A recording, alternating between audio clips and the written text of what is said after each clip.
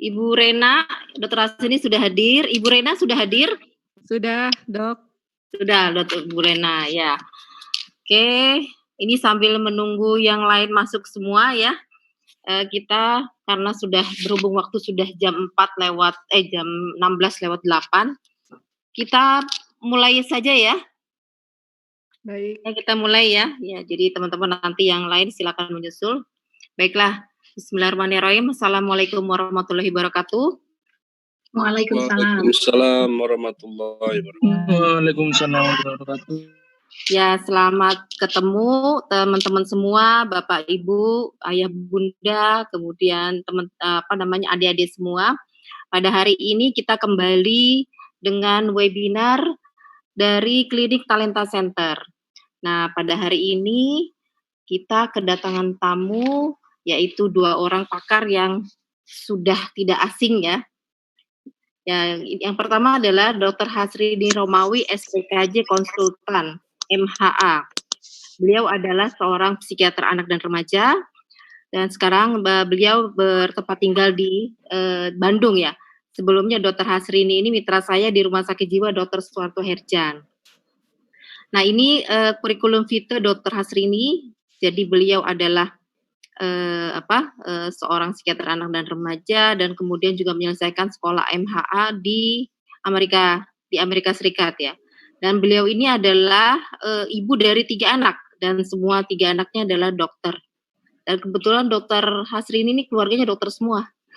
Jadi nggak ada warna lain ya. Semuanya kebetulan.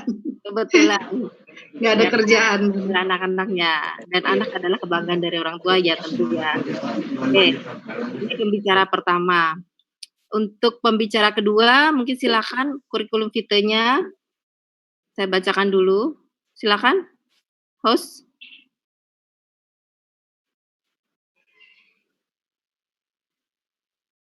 Nah, pembicara kedua adalah Dr. Rena Latifah, psikolog ya. Jadi FC psikolog ya, gitu ya. Kadang-kadang FC psikolog ya. Beliau sekarang ini menjadi Kaprodi ya. Iya, Kepala program studi S1 dari Fakultas Psikologi Universitas Syarif Hidayatullah Jakarta. Dan beliau ini sangat muda tapi sudah doktor ya. Dan coba ke bawah lagi kurikulum vitae-nya cukup aktif. Beliau menempatkan sekolah di di mana nih? Di UIN ya, kemudian melanjutkan pendidikan profesi di UI, kemudian melanjutkan doktor di Universitas Padjadjaran Bandung. Nah, berikut adalah pengalaman-pengalaman beliau, silakan dibaca. Yang nanti sampai sore nggak selesai bacanya ya. Oke, jadi pertama mungkin kita minta waktu untuk Dr. Hasrini menyampaikan bagaimana tentang remaja dengan skizofrenia dan permasalahannya pada masa pandemik ini. Silakan, waktu dan tempat kami persilakan, Dr. Hasrini. Mbak Susi, dari Mbak Susi kan ya itunya PP-nya? Iya. Oke. Silakan, host.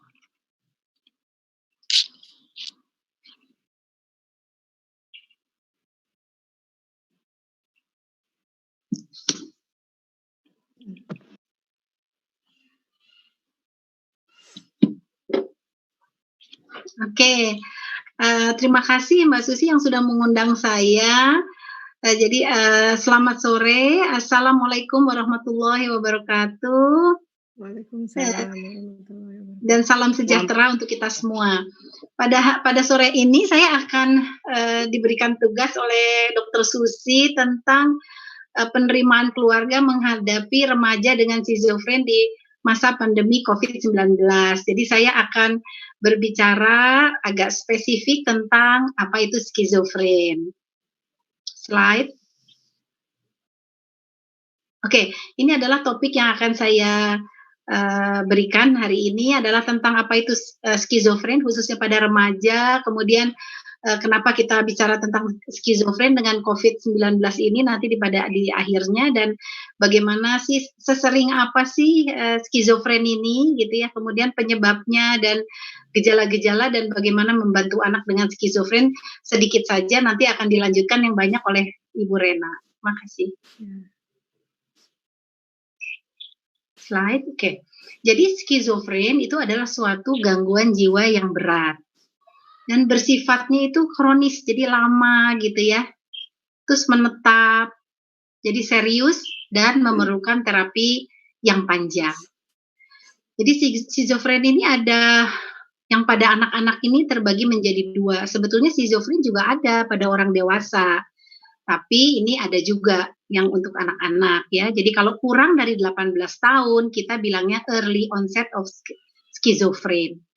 Nah, kalau di bawah 13 tahun kita bilang very early onset of schizophren atau kita bilang sebagai childhood onset of schizophren. Jadi di bawah 13 tahun. Jadi anaknya barangkali bisa SD gitu ya, barangkali seperti itu.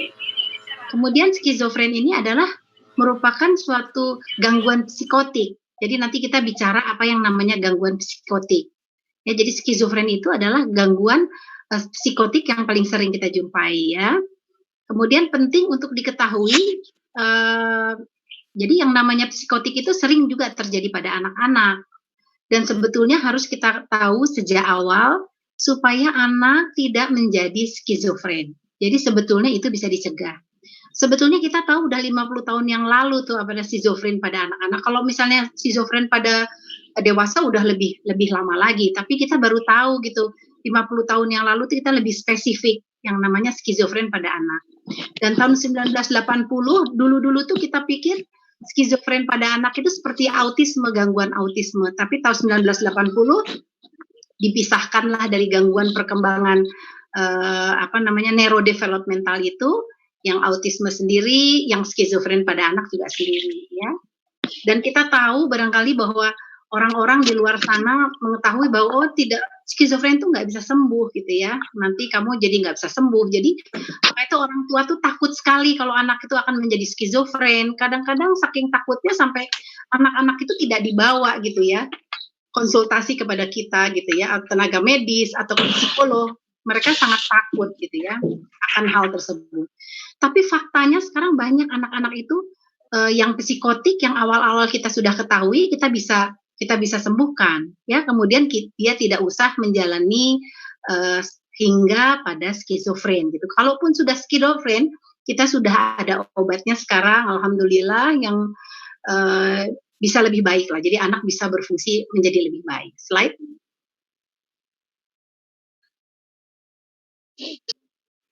Oke. Kenapa skizofren pada remaja? Ya, karena menurut saya ini sangat penting gitu ya. Jadi skizofren adalah gangguan neurodevelopmental juga, sama juga ya dengan autisme. Ya, seperti aja. Nah, kemudian remaja ini adalah masa pertumbuhan di mana ini sel-sel saraf-saraf otak, terutama selnya itu berkembang sekali, kayak bunga tuh lagi berkembang sekali gitu ya, berkembang dari nggak ada menjadi ada gitu. Jadi ini sangat mengganggu proses normal perkembangan otak ya. Jadi menyebabkan si anak ini jadi gangguan, jadi pikirannya jadi terganggu ya, memorinya jadi terganggu, emosinya juga jadi nggak stabil, jadi regulasi emosinya jadi terganggu, dan juga tingkah laku. Jadi tingkah lakunya jadi terlihat aneh ya, jadi berbeda dengan anak normal. Dan ini kalau kita diamkan, namanya juga mengenai sel saraf otak ya di situ. Jadi nanti akan berdampak hingga sampai usia dewasa ya. Jadi, dan kenapa remaja itu sangat penting? Karena memang awitan atau onsetnya atau mulainya ini sering pada umur usia remaja ya. Jadi pada usia remaja. Slide. Oke, sekarang tadi kan saya bilang bahwa skizofren adalah bagian dari psikosis. Kalau kita lihat gambar di paling bawah, bahwa skizofren itu sebetulnya bagian dari psikotik, ya, dari psikotik. Seperti apa sih psikotik itu? Psikotik itu bisa sebagai mendengar bisikan, ya, atau barangkali dia merasa menjadi hebat, yang sebetulnya dia tidak, itu sebetulnya seperti itu sebetulnya. Tapi yang namanya psikotik itu bukan milik skizofren saja, bisa juga milik yang lain. Misalnya anak tertabrak kepalanya, kemudian ada trauma gitu ya. dibawa ke emergency. Dia bisa seperti itu, bisa melihat halusinasi ya, melihat atau mendengar suara-suara, itu bisa saja terjadi. Atau anak-anak yang menggunakan narkoba, itu juga bisa psikotik ya. Kemudian anak-anak yang mengalami bipolar atau bipolar, gimana emosinya itu berubah, kadang-kadang depresi, kadang-kadang manik, kadang emosinya turun, kadang-kadang naik gitu ya, seperti bipolar. Juga bisa seperti itu ya. Atau dia memang panas tinggi, habis panas tinggi misalnya tifus segala macam datang gitu. Dia juga bisa seperti ini. Namanya psikotik atau namanya psikosis gitu ya. Jadi bisa. Nah, schizofren adalah bagian dari psikotik ini. Jadi tidak semua anak dengan psikotik kita bilang, oh kamu schizofren, bukan. Ya, jadi kalau schizofren itu adalah psikotik yang primer karena memang betul-betul dia itu memang psikotik, kita bilang schizofren. Jadi psikotik itu bisa sekunder yang saya seperti bilang itu. Jadi bisa disebabkan oleh penggunaan zat atau dengan kondisi medik, ada hipertiroid, epilepsi atau tumor otak, bisa seperti itu. Atau efek samping obat, dia meminum obat yang berlebihan, atau setelah operasi dan lain sebagainya, ya. Jadi atau merupakan bagian dari penyakit-penyakit lain, misalnya depresi, ya. Depresi itu bukan skizofren, dia tuh ada gangguan yang namanya depresi. Kalau dia lagi depresi, lagi angot-angotnya atau lagi parah-parahnya, nanti psikotiknya itu akan muncul gitu. Tapi sebentar. Nah, kalau skizofren ini akan menjadi lebih lama. Nanti akan saya sebutkan apa kriteria diagnosis dari skizofren. Jadi kita kalau misalnya anak dengan psikotik itu bukan berarti dia skizofren. Dan anak-anak, biasanya anak-anak remaja, dan kita pernah mengalami satu kali dalam kehidupan kita, kadang-kadang ada yang mengalami psikotik, ya. Jadi 3 dari 10 orang itu pernah mengalami yang namanya psikotik, ya, tapi tidak menjadi skizofren. Slide.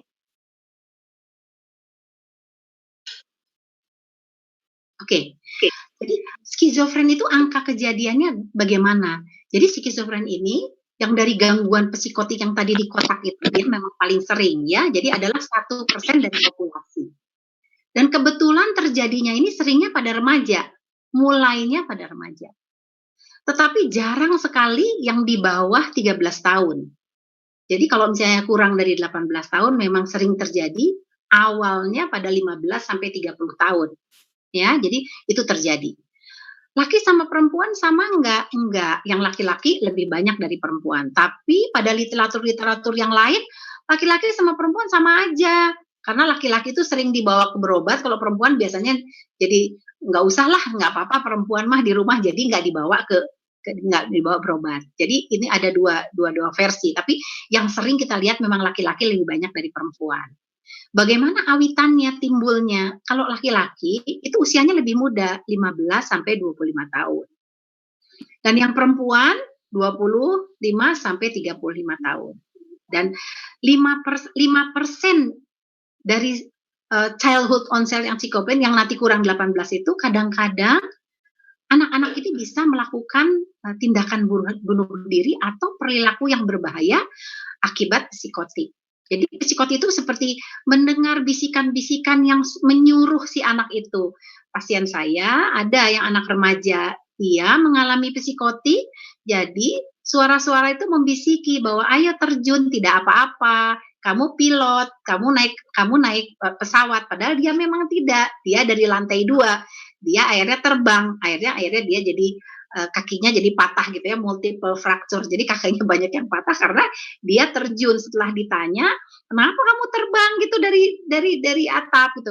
Karena saya disuruh, ada suara yang menyuruh saya. Itu seperti begitu psikotik ya. Jadi 5% dari itu melakukan hal-hal yang sangat berbahaya. Jadi kenapa Dokter Susi mau menampilkan ini, karena ini anak-anak dengan skizofren ini pada waktu COVID ini pasti orang tuanya sangat pusing gitu ya dengan ini. Jadi nanti kita akan, jadi bersama dengan Ibu Rena kita akan membantu ibu-ibu, bapak-bapak bagaimana caranya. Itu angka kejadiannya ya. Slide. Oke, penyebabnya gimana sebetulnya belum diketahui pasti seperti apa. Tapi kalau secara biologi, ya, secara biologi ternyata pada scanning ternyata PET scan kita bisa melihat scanning yang canggih bahwa di bagian-bagian otak yang tertentu memang volumenya itu berbeda dengan anak yang biasa. Dia lebih kecil dibandingin yang lain gitu ya. Jadi kalau dilihat seperti itu. Terutama di bagian otak yang abu-abu. Jadi kita ada yang putih, ada yang abu-abu, ini yang abu-abunya. Kemudian biokimianya, ternyata betul pada anak-anak yang dengan skizofren atau orang skizofren pada dewasa, ternyata biokimianya itu ada sesuatu yang berbeda dengan orang yang normal. Ya, terutama biokimianya itu ada neurotransmitter ada di dalam otak itu yang sangat tinggi. Jadi dia pada waktu dia lahir ada suatu zat di dalam otaknya yang memang tinggi. Jadi maka itu nanti dengan pengobatan dia akan jadi menurun atau sama dengan anak orang lain gitu ya, dengan anak-anak yang lain. Kemudian genetika juga ternyata memang ini kalau orang zaman dulu tuh bobot, bibit, bebet gitu ya, jadi bibitnya genetika ini memang ternyata yang nama skizofren ini memang diturunkan. Buktinya dari mana? Jadi kalau anak-anak misalnya anak-anak yang kembar gitu ya, satu kembar. Ternyata kalau di kembar itu kira-kira 40% sama 60% kira-kira yang satunya juga akan menderita skizofren juga. Itu yang kembar satu telur. Tapi kalau yang dari 2 telur juga tetap sekitar 10 sampai 25% gitu ya. Jadi itu genetiknya itu kental sekali di situ. Jadi kalau ada orang-orang dengan skizofren, kita mesti ngurut ke atas. Siapa ya yang menderita juga dengan skizofren ini? Biasanya kalau kita lihat gitu ke atas, nanti dapat tuh kalau nggak kakeknya, kalau nggak omnya gitu ya. Jadi genetik itu ada, ya. Kemudian ada infeksi pada waktu dia dilahirkan sebelum kelahiran atau komplikasi persalinan, ya. Ada juga teori-teori tentang faktor atau dinamika keluarga. Keluarga yang sebagaimana yang biasanya ada skizofren. Biasanya adalah keluarga-keluarga yang anak itu menjadi bingung karena orang tua itu kita bilangnya ekspresi emosi yang tinggi ya. Kadang-kadang orang tuanya sering bertengkar ya, atau misalnya sering mengkritik anak-anak gitu ya. Jadi si anak-anaknya jadi bingung gitu. Jadi dari kecil dia memang terus kebingungan gitu ya. Itu juga bisa. Kemudian anak-anak yang misalnya dengan trauma ya, misalnya dengan kekerasan di rumah tangga gitu ya, dari kecil kekerasan atau melihat seperti gitu terus-terusan, teorinya seperti gitu ya. Kemudian kalau bagaimana dengan dukungan sosial? Apakah dukungan sosial ini penyebabnya? Sebetulnya secara langsung bukan menyebab dukungan sosial tidak terlalu besar gitu ya. Tetapi yang pasti kalau dukungan sosial itu kurang, itu akan mempengaruhi kekambuhan. Karena kita tahu kalau skizofren kan kronis dan kadang-kadang kambuh lagi gitu. Jadi kalau misalnya dia tidak didukung secara sosial, dia akan menjadi kambuh. Atau misalnya kalau misalnya dukungan sosial yang bagus, itu akan mempengaruhi penyembuhan ini. Jadi dukungan sosial ini sangat penting. Oleh karena itu pada COVID-19 ini, kalaupun dia misalnya dukungan sosial yang dari lain selain di rumah, kan kita harus tinggal di rumah, itu jadi yang paling penting adalah keluarga ini sangat penting gitu untuk anak ini gitu ya, karena dukungan sosial ini sangat penting untuk orang-orang skizofren. Slide. Oke. Bagaimana perjalanan penyakitnya? Bagaimana sih orang sampai jadi penyakit seperti ini gitu ya? Jadi perjalanan skizofren ini pelan-pelan sekali, tidak tiba-tiba. Jadi kalau sampai tiba-tiba bukan skizofren. Misalnya ada anak-anak kita, kok jadi aneh ya tiba-tiba kemarin nggak apa-apa dok, anak saya jadi tiba-tiba kemarin sih baik-baik saja. Tetapi 3 hari yang lalu anak ini panas gitu ya. Nah ini bukan skizofren ya. Jadi karena kalau skizofren itu mesti pelan-pelan kita namanya fase prodromal ya. Anak itu kelihatan nggak bisa mengurus diri, sudah males dia mandinya ya. Kemudian dia udah ngelamun, senang di rumah ya. Kemudian penurunan fungsi akademik ya. Kemudian activity daily living yang biasanya dia melakukan membersihkan tempat tidur ya, membantu ibunya, ini nggak bisa nih. Jadi tapi agak sulit terdeteksi pada anak-anak karena anak-anak tuh nggak seperti orang dewasa sudah lebih terstruktur gitu ya. Jadi ini masih agak prodromal ini kita masih ini anak males atau anak sakit kita masih kadang-kadang masih agak susah. Tapi ada yang namanya fase akut. Fase akut itu kelihatan anaknya ya, karena terjadi penurunan fungsinya. Itu ada gejala positif yang namanya ada suara-suara, kemudian ada suara-suara itu yang paling penting ya.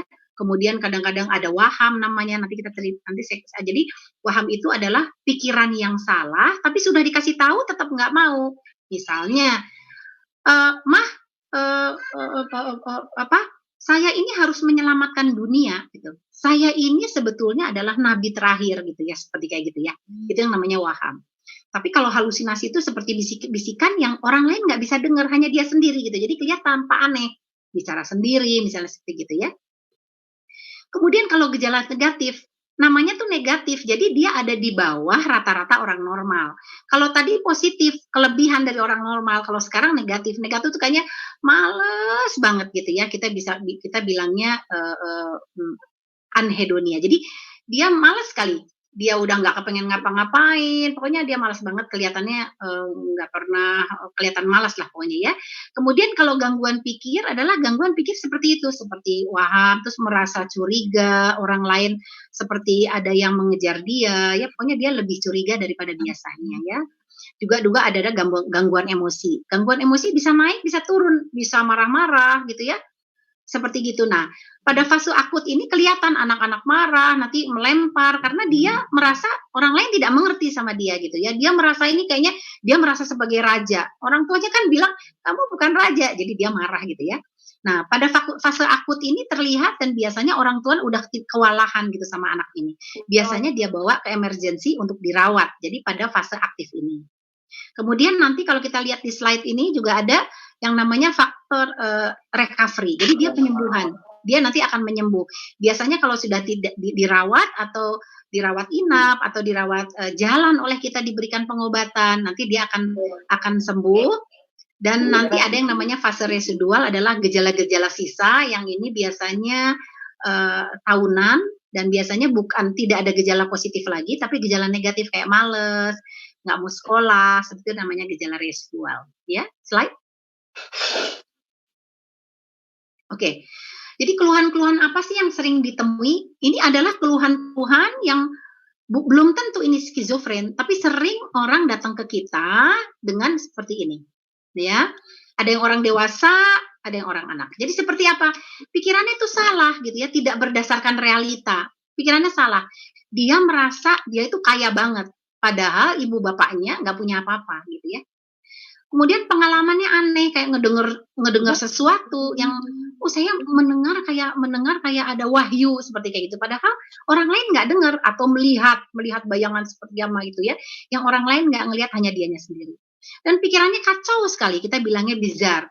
Jadi bisa menembus tembok ya. Saya bisa ada di Amerika dalam 1 menit dok, gitu ya. Jadi bizarre sekali ya, kacau banget gitu ya. Kemudian curiganya berlebihan ya. Curiga sekali, apa-apa curiga. Kadang-kadang pikiran kebesaran yang tadi seperti kayak menjadi orang besar, kemudian tidak dapat konsentrasi, dia tidak bisa konsentrasi, tidak bisa mengorganisasikan pikirannya. Jadi tentunya anak-anak ini pasti akademiknya ada penurunan fungsi akademik di sekolahnya karena dia tidak bisa konsentrasi. Guru mengatakan anak ini seperti melamun, teman-teman juga bilang, kok kamu aneh sih kayak ngomong sendiri gitu ya. Jadi ini anak. Kemudian peningkatan emosi yang tadi marah-marah, kadangnya melempar, atau penurunan ekspresi emosi, datar orangnya, kelihatannya datar aja, diam aja, yang biasanya dia ceria, ini sama sekali tidak ada. Kadang-kadang dia bingung, tampak kebingungan atau gelisah, ketakutan yang tidak masuk akal, takut sekali. Kalau ibunya keluar rumah sedikit, takut nanti kalau ada kiamat ibu bapaknya akan meninggal. Jadi ketakutan cemas yang tidak masuk akal. Kadang-kadang mood swing, kadang-kadang marah, terus kadang-kadang tiba-tiba nangis gitu ya. Kemudian perubahan tingkah laku yang aneh, nggak biasa. Gitu. Jadi yang, kok anak saya kok jadi aneh ya dok ya? Kalau mandi tuh bajunya nggak dibuka tuh langsung aja mandi, jadi aneh gitu. Kadang-kadang telanjang-telanjang keluar gitu ya. Kadang-kadang dia menarik diri ya, atau udah mulai tuh menarik diri. Kalau misalnya makan malam dia nggak mau, biasanya keluar dia nggak mau, di kamar aja, kalau nggak dipanggil dia nggak mau keluar. Terus minat yang dia punya bakat-bakat dia nggak mau lagi bakat-bakat ya. Kemudian energi motivasi itu udah nggak ada sama sekali. Gerakannya kadang-kadang bisa berkurang, agresif atau kaku, kayak mematung, diem aja nggak mau ngapa-ngapain ya. Jadi orang tuanya juga bingung mesti ngapain, nggak mau makan, nggak mau minum, jadi kaku gitu ya. Kemudian dia nggak bisa berinteraksi sosial. Yang biasanya dia banyak teman, dia nggak mau ya. Kadang-kadang menyakiti sendiri ya, karena pikirannya dia yang berbeda ya. Dan ini yang saya bilang 5% bisa dia punya pikiran ide bunuh diri. Kemudian perubahan pola makan, nggak mau tidur. Jadi akhirnya dibawa oleh orang tuanya, biasanya pada fase aktif dibawa ke emergency ya, karena dia udah badannya kurus banget gitu.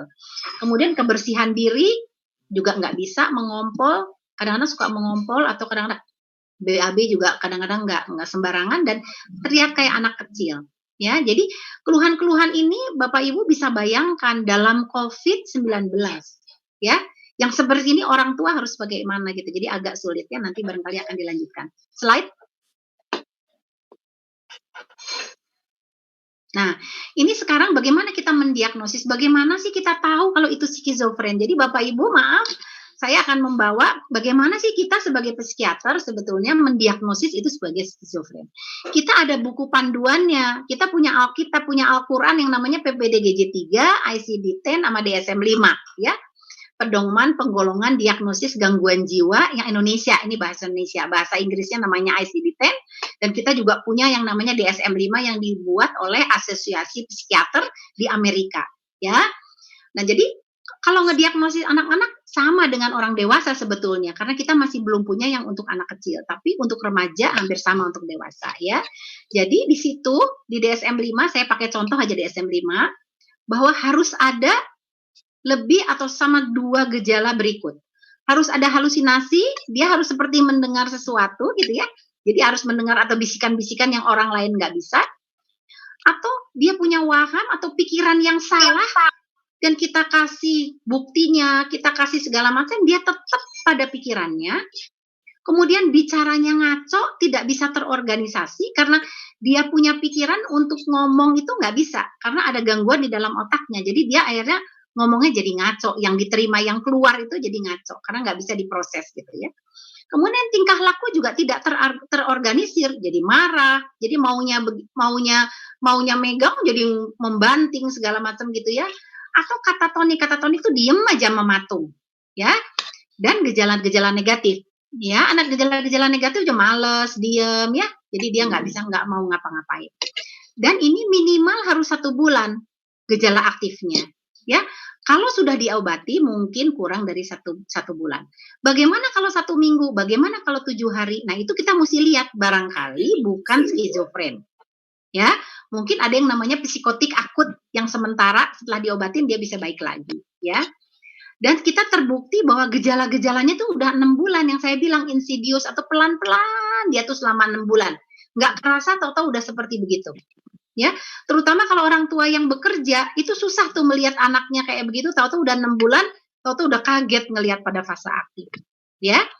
Dan harus ada fungsi sosial dan akademik yang nyata. Jadi dia betul-betul nggak bisa punya teman, sekolahnya betul-betul penurunan, itu namanya skizofren. Jadi kalau misalnya orang pernah lihat ada halusinasi, ada waham, tapi dia sekolahnya bagus, dia punya banyak teman, mungkin bukan skizofren. Jadi kita mesti lihat lagi gitu ya. Jadi ini harus ada, ini adalah syarat-syarat yang harus ada ya.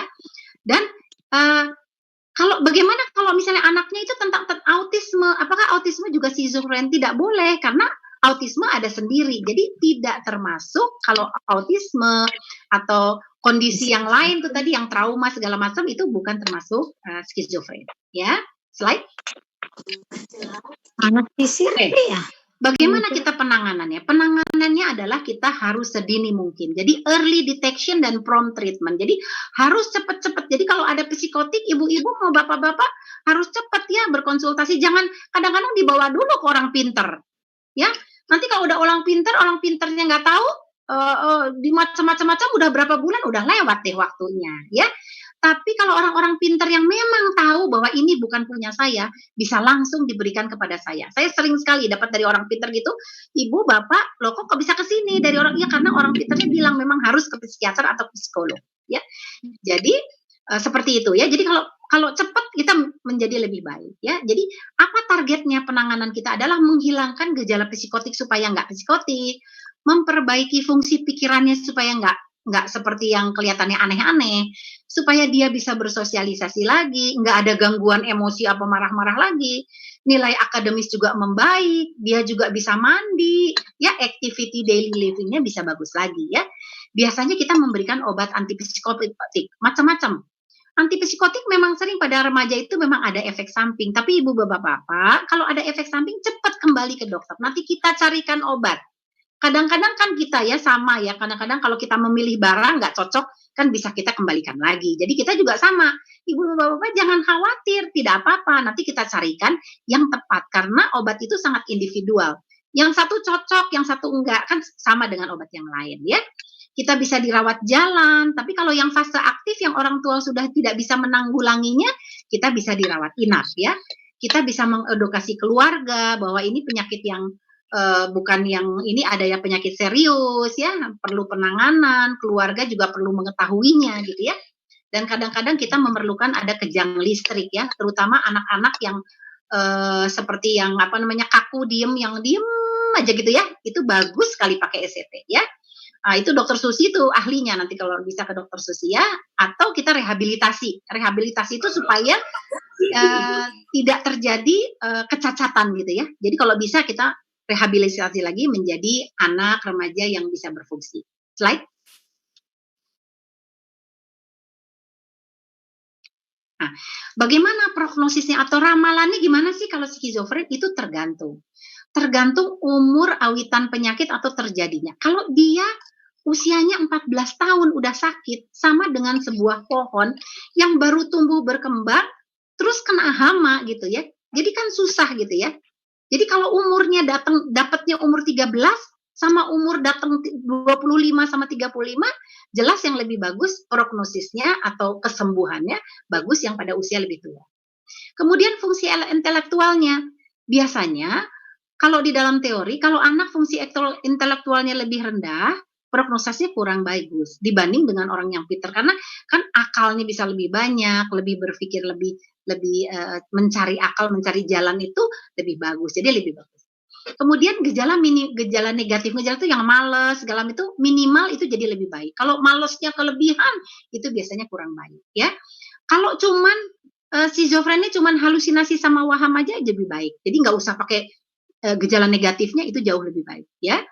Kemudian kalau fungsi sebelumnya atau sebelum dia sakit itu bagus, nilai akademiknya bagus, pokoknya anaknya bagus, itu bisa lebih bagus dibanding dengan anak yang udah lama tuh pendiam, nggak pernah bersosialisasi ya. Lebih bagus untuk yang fungsinya baik sebelum sakit ya. Kemudian dengan stresornya, jadi kalau misalnya anak itu skizofren, stresornya besar sekali dan akut, itu lebih bagus. Karena kalau yang buruk ini nggak ada stresor, nggak ada hujan, nggak ada angin, anak ini sakit gitu ya. Jadi udah memang dari sononya gitu ya. Jadi ini lebih jelek daripada yang ada stresor. Karena kalau ada stresornya dikurangin, penyakitnya nanti kita obatin akan menjadi bagus. Dan kalau ada komorbitas anak remaja ini dengan narkoba, ini akan menjadi lebih sulit ya. Kemudian riwayat skizofren dalam keluarga. Kalau skizofren dalam keluarga itu ada, ini akan menjadi lebih sulit ya. Kalau ada gangguan emosi dalam keluarga, ini prognosanya malah lebih bagus. Jadi kita tidak jadi skizofren gitu ya, tadi emosinya, karena emosi lebih mudah mengobatinya. Kemudian tinggal di daerah yang perkotaan ya, di daerah urban atau negara-negara berkembang lebih bagus, di mana negara-negara yang sulit seperti Afrika gitu, prognosanya akan lebih buruk. Slide.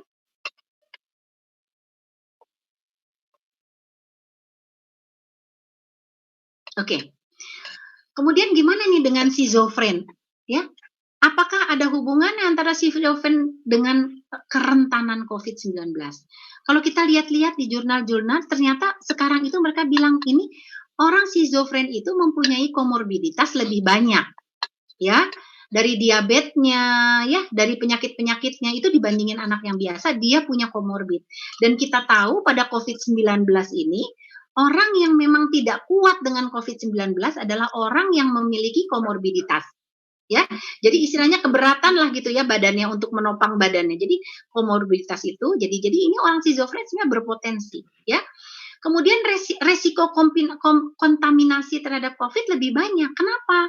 Karena dia itu kurang menyadari antara higienis cuci tangan. Dia nggak tahu itu artinya cuci tangan itu seperti apa. Jadi orang tua lebih sulit gitu ya memberikan pengertian bahwa ini harus pentingnya cuci tangan. Kadang-kadang kalau misalnya pikirannya lagi ngaco, dia pikirnya buat apa? Cuci tangan saya ini orang yang bersih, saya orang suci sedunia. Jadi kan susah gitu ya untuk orang tua ya. Kemudian etika tentang saluran nafas ya, harus memakai masker. Dia nggak mau. Buat apa saya masker? Saya kuat, seperti kayak gitu ya kan, pikirannya memang tidak seperti orang yang normal ya. Apalagi sulit untuk karantina, karena ini anak enggak, saya mau keluar, dia keluar aja nggak bisa dilarang sama orang tuanya ya. Kadang-kadang orang-orang tua dengan punya anak schizofren, kadang-kadang ada ya yang rumahnya itu dibuat seperti penjara. Dia nggak mau pergi ke psikiater, dia nggak mau ke psikolog, pokoknya dia mau di rumahnya. Jadi rumahnya kayak penjara, dikunci aja gitu. Padahal sebetulnya kalau kita mau bawa, kita usaha untuk berobat, ini anak bisa sembuh gitu ya. Apalagi remaja kita akan usahakan gitu ya. Nah, kemudian interupsi dengan COVID-19 ini tentunya interupsi medikasi yang harusnya setiap bulan kontrol segala macam kan terhenti. Ya, dokter-dokter juga memang kita juga tidak boleh setiap hari, kita juga memang ada larangannya karena kita juga manusia biasa, jadi kita juga bergantian, jadi terapi obat. Oleh karena itu kita kalau bisa tetap menghubungi dokter, karena kalau misalnya saya praktek, saya akan telepon ke apoteknya, tolong diberikan obat bagi pasien nomor ini, gitu. Nanti dia dikasih. Maka itu kita harus baik-baik, maksudnya harus membina hubungan baik dengan dokter yang merawat ya. Kemudian terapi psikososial yang harusnya dia pergi ke klinik untuk terapi psikososial, ini akhirnya jadi terhenti. Anak-anak juga jadi nggak bisa terhubung dengan komunitas tertentu. Jadi ini rentan sekali untuk terjadi COVID-19 gitu ya. Slide.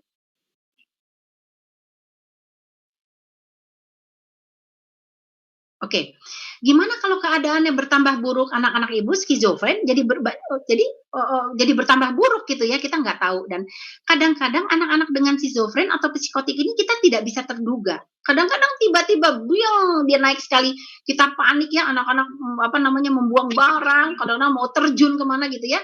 Dan ini sangat berbahaya, harus hati-hati. Jadi sebagian remaja itu kadang-kadang ada yang dengan pengobatan cocok banget, kadang-kadang juga dia jadi memburuk dan dia nggak bisa ngomong sama orang tuanya, efek samping sehingga orang tuanya juga tidak memperhatikan ya.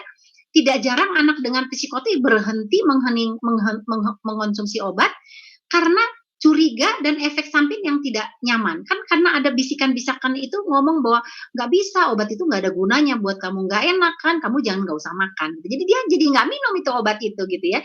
Jadi ada kemungkinan. Kemudian kemungkinan ada halusinasi perintah, suruh gini, suruh gitu, jangan mengikuti perintah ibunya seperti itu ya, dan kadang-kadang putus asa atau tidak berguna ya. Depresi ini hati-hati, dia juga akan bisa mencetuskan ide untuk bunuh diri ya. Jadi sebaiknya jangan lupa kontak dengan dokter. Jadi ibu-ibu dengan bapak-bapak kalau udah punya dokter yang baik nih, aduh dokternya baik, mau dok boleh nggak saya minta nomor teleponnya, dikasih sama dokternya, simpen nomor teleponnya kalau ada apa-apa ya. Kalaupun kontak nomor dokter nggak ada apa, rumah sakit itu emergensi 24 jam, ibu jangan segan-segan dibawa.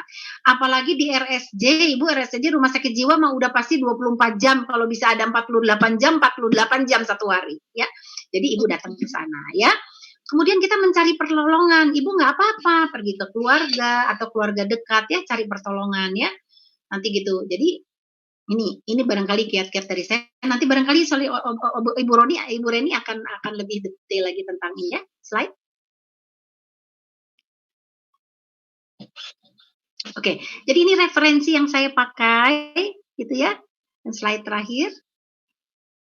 Oke, jadi terima kasih. Ini adalah nomor telepon saya dan nomor WA dan email. Barangkali ibu bapak-bapak nanti barangkali kalau ada yang mau ditanyakan bisa lewat WA atau email pada saya. Tapi saya bukan di Jakarta, saya di Bandung ya, Dokter Susi. Dulu sih sama Dokter Susi sama-sama, tapi sekarang saya terpaksa harus ke Bandung. Jadi saya sangat kangen sebenarnya sama di RSJ Soeharto Herjan, sama Dokter Susi adalah teman mitra saya yang baik banget ya.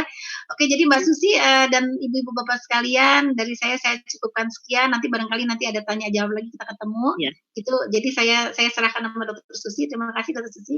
Ya, terima kasih Dokter Hasri. Ini ya paparannya cukup panjang, menarik ya, komplit ya rasanya.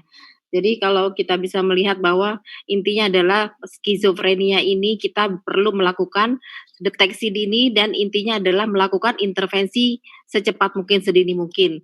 Jangan dibawa ke orang pintar intinya. Jangan dibawa ke psikolog atau psikiater, itu sudah terlambat. Nah, karena ini akan berkembang menjadi prognosis yang buruk ke depannya. Karena ini perjalanan anak-anak kita masih panjang. Intinya adalah seperti itu. Oke, nanti tanya jawab akan lebih kaya lagi. Nah, pembicara kedua tadi Ibu Rena Latifah, psikologi MC psikolog. Beliau akan memaparkan bagaimana sih peran orang tua. Ini ahlinya dewasa ya. Kita mesti bisa dapat gambaran banyak tentang bagaimana peran orang tua. Oke, silakan Bu Rena. Baik, terima kasih Dr. Susi. Bismillahirrahmanirrahim. Assalamualaikum warahmatullahi wabarakatuh. Waalaikumsalam warahmatullahi wabarakatuh. Selamat sore Bapak Ibu yang insya Allah berbahagia, yang kami hormati. Selamat sore, salam kenal Dr. Hapsari. Hasrini Romawi ya. Dokter, terima kasih sekali, materi yang diberikan juga sudah sangat lengkap menjelaskan tentang gambaran, remaja skizofrenia. Jadi kira-kira di sini saya akan, tidak akan terlalu banyak menjelaskan tentang remaja skizofrenianya, tapi saya akan coba jelaskan, sedikit gambaran dari sisi psikologinya. Baik. Pertama, remaja biasa tanpa skizofrenia saja itu sudah mengalami gejolak tersendiri gitu. Jadi ada fase yang harus mereka alami sebagai remaja, di mana ada terjadi perubahan fisik, perubahan emosi, perubahan kognisi, dan aspek sosial juga berubah dan mereka harus menyesuaikan diri dengan kondisi tersebut. Jadi mulai dari fisik terjadi perubahan hormonal, kemudian karena perubahan hormonal itu mengakibatkan emosi juga yang terkadang berubah, bisa terjadi mood swing, bisa terjadi cemas atas apa yang mereka alami di kehidupan sehari-harinya dan kondisi emosi lainnya yang mungkin terjadi pada remaja. Kemudian juga secara kognisi mereka juga mengalami perubahan dari fase sebelumnya, yaitu fase kanak-kanak. Misalnya secara kognisi remaja lebih siap untuk berpikir sendiri, sudah mulai memiliki pemikiran yang menurut mereka benar gitu. Jadi terkadang seorang remaja itu pendapatnya tidak bisa dibantah atau menurut mereka, mereka lebih benar daripada orang tuanya atau daripada gurunya gitu. Kemudian juga secara sosial yang mereka harapkan adalah terutama terkait penerimaan kelompok. Nah, dari gambaran remaja ini, remaja yang tanpa skizofrenia saja, sebenarnya seorang remaja itu sudah mengalami tantangan atau hal yang sebenarnya tidak mudah gitu sebagai seorang individu, apalagi ditambah jika dia adalah seorang remaja dengan skizofrenia gitu, sudah terdiagnosa skizofrenia. Jadi artinya mungkin tambahan di sini dari yang tadi sudah dijelaskan oleh dokter, sebagai seorang skizofrenia dia sudah berat, sebagai seorang remaja dia sudah berat, hal-hal yang harus di-adjust atau dia harus mengalami penyesuaian dirinya sendiri, kemudian juga ditambah dia sebagai seorang skizofren. Maka di sini bisa dikatakan bahwa terdapat kompleksitas yang double jadinya, terutama nanti pada orang tua atau keluarga dalam mendampingi mereka, khususnya dalam tumbuh kembangnya sebagai remaja maupun di masa pandemi ini. Kemudian tadi sebenarnya sudah banyak dijelaskan oleh dokter bahwa sebagai seorang remaja dengan penderita skizofrenia, beberapa hal yang menyebabkan mereka sebagai skizofrenia sudah dijelaskan ya. Kalau kami, di psikolog klinis itu memang, faktor-faktor fisiologis ini, sangat juga menjadi concern bagi kami penyebab fisiologis ini, di mana misalnya genetik, perubahan struktural di otak, kemudian juga, histori penyalahgunaan obat, ini terutama ya, ini yang membuat kami concern untuk akhirnya me-refer para, dengan dugaan diagnosis skizofrenia ini untuk di-refer kepada psikiater, karena nanti arah treatment-nya tentu, lebih difokuskan atau sangat penting untuk menggunakan treatment-treatment, obat-obatan atau farmakologi. Jadi farmakoterapi. Jadi, ini, artinya di psikolog klinis sendiri itu sudah menjadi suatu concern dan, poin-poin ini juga yang biasanya kami jelaskan juga atau kami edukasi kepada para pasien gitu, sehingga akhirnya mereka mau untuk ke psikiater. Apabila mereka terlebih dahulu datangnya ke psikolog klinis, tidak langsung ke psikiater gitu. Kemudian juga faktor resiko tadi juga faktor lingkungan juga sebagai faktor resiko, misalnya dari pola asuh keluarga atau, interaksi atau pola keluarga yang tadi sudah dijelaskan oleh, dokter di slide di, materi yang pertama tadi. Kemudian, hal lainnya juga ini tadi ada, sama ya, kurang lebih sama penjelasannya dengan tadi dokter.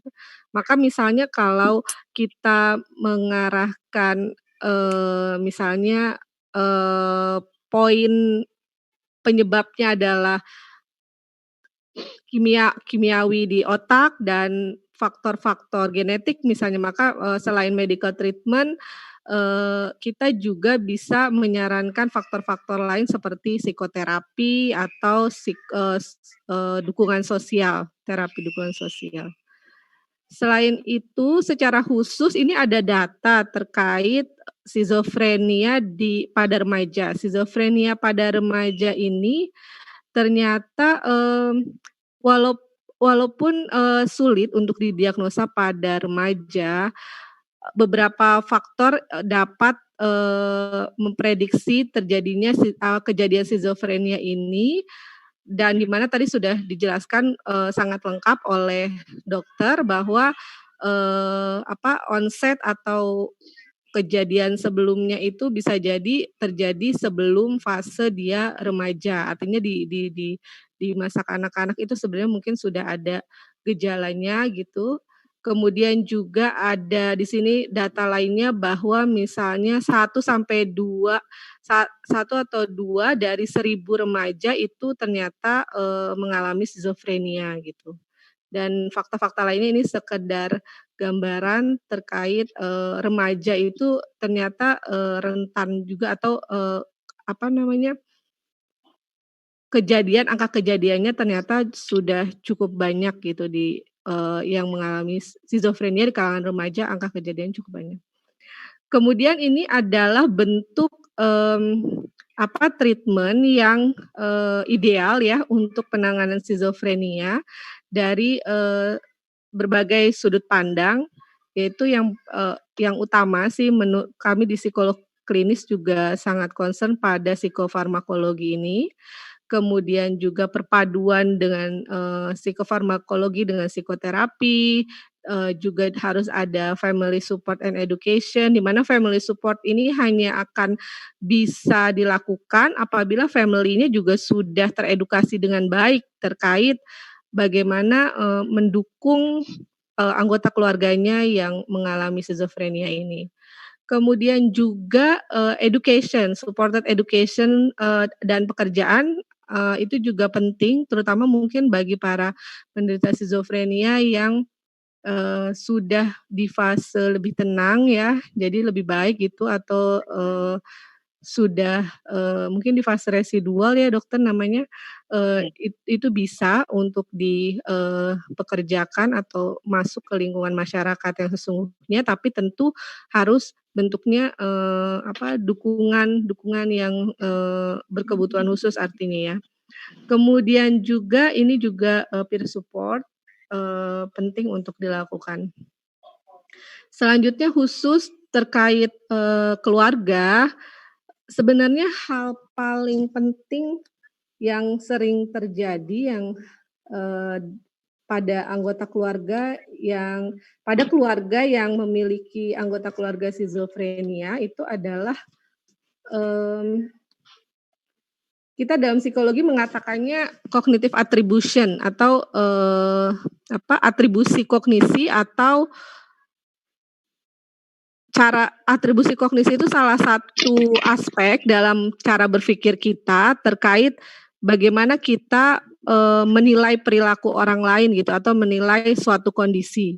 Nah, biasanya apa sih yang ada di dalam pikiran anggota keluarga terkait skizofrenia ini sehingga banyak atau tidak sedikit dari keluarga itu kurang atau tidak suportif atau tidak mendukung terhadap salah satu anggota keluarga atau remajanya mengalami skizofrenia.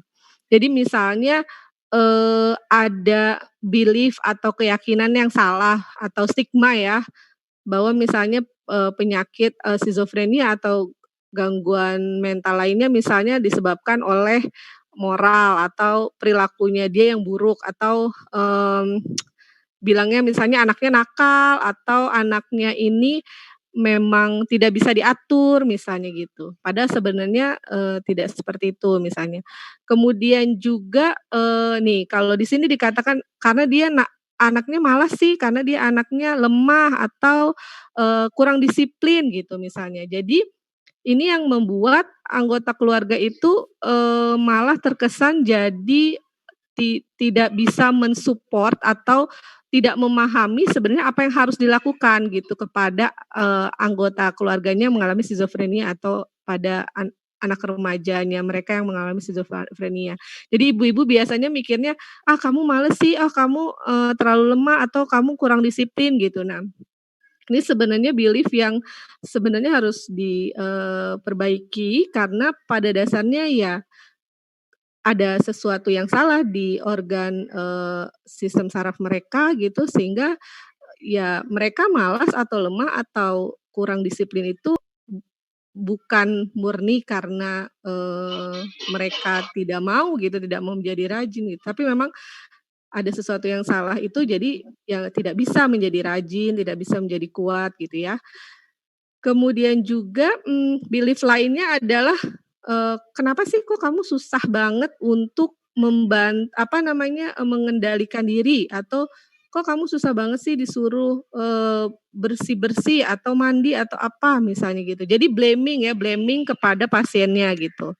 Nah, efeknya adalah si family member ini atau anggota keluarga ini atau orang tua, misalnya orang tuanya ini cenderung akan marah karena merasa bahwa harusnya kamu bisa gitu, harusnya kamu mau mandi, harusnya kamu mau makan. Nah, kan bikin orang tua ini jadi marah gitu karena dia punya belief yang seperti itu.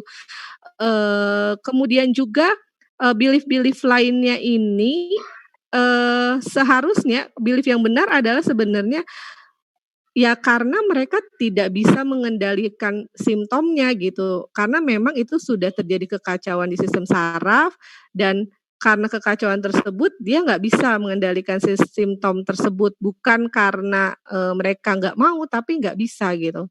Nah, belief seperti ini atau atribusi seperti inilah yang menyebabkan orang tua atau anggota keluarga itu cenderung terkesan tidak suportif atau sulit untuk mendukung atau sulit untuk mencarikan bantuan atau mencarikan jalan keluar gitu untuk remajanya yang mengalami skizofrenia ini. Selanjutnya ada juga sebelum membahas tentang bagaimana sih penerimaan keluarga atau penerimaan diri, itu biasanya kita kalau dalam psikologi memahami apa sih sebenarnya yang terjadi ketika seorang anggota keluarganya itu mengalami mental illness. Ini ada level, ada stages atau tahapannya. Biasanya misalnya gini, ini sederhananya aja. Di fase awal misalnya orang tua berpikir bahwa initial awareness aja bahwa dia tuh belum terlalu sadar bahwa ini penyakitnya ini atau gangguannya ini adalah suatu hal yang perlu dibantu untuk dicarikan, obatnya atau, dicarikan terapi apa gitu. Nah, dia akan berpikir awal itu paling, kami berpikir bahwa ini hanya anak yang nakal atau anak yang sulit arahkan misalnya gitu. Kami tidak mengenali atau menyadari bahwa itu adalah mental illness atau, skizofrenia misalnya. Kemudian ada fase selanjutnya ada fase denial. Misalnya, denial-nya, "Ah bukan nih, ini bukan psikotik," atau, "Ah ini bukan skizofrenia," gitu. Ini pasti karena obat-obatan misalnya kalau kalau misalnya ternyata si anak ini pernah menggunakan ganja atau pernah menggunakan, obat-obatan tertentu gitu. Jadi memang ada beberapa fase ini yang dapat dialami oleh orang tua atau anggota keluarga lainnya. Atau mungkin di sini ada fase juga dia, mmm, apa namanya, fase, loss of faith in mental health professional. Jadi misalnya ada fase dia itu merasa bahwa, eee, kok kayaknya nggak ada manfaatnya ya udah dibawa ke dokter gitu. Eee, Terus juga udah dikasih obat, tapi anak saya nggak sembuh-sembuh gitu. Jadi, fase-fase itu semua berlangsung, fluktuasi dan akhirnya memang, kalau dibilang waktu itu proses itu melalui waktu yang cukup panjang, maka, memang itu semua harus diterima sebagai bagian dari proses, family atau keluarga untuk, membantu remajanya ini mencapai, proses kesembuhan gitu. Baik. Kemudian adalah, di sini dikatakan bahwa family support is crucial for people with schizophrenia. Jadi memang bahwa dukungan keluarga ini adalah penting, tunggu sebentar.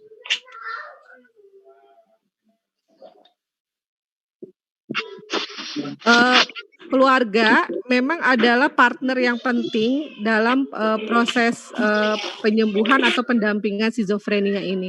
Jadi misalnya bisa, provide stability, juga bisa membantu, bagaimana caranya daily living, tetap bisa dia lakukan gitu. Karena kalau dicuekin atau tidak dibantu atau tidak didukung mungkin, malah bisa memperparah kondisinya, kemudian juga provide social interaction tuh misalnya kalau dalam kondisi Covid terutama karena tidak ada akses sosial atau interaksi sosial ke pihak lain dan satu-satunya adalah keluarga, maka, di situ adalah, salah satu cara untuk meningkatkan interaksi sosial interaksi atau meningkatkan bonding dengan orang tua itu, sangat penting.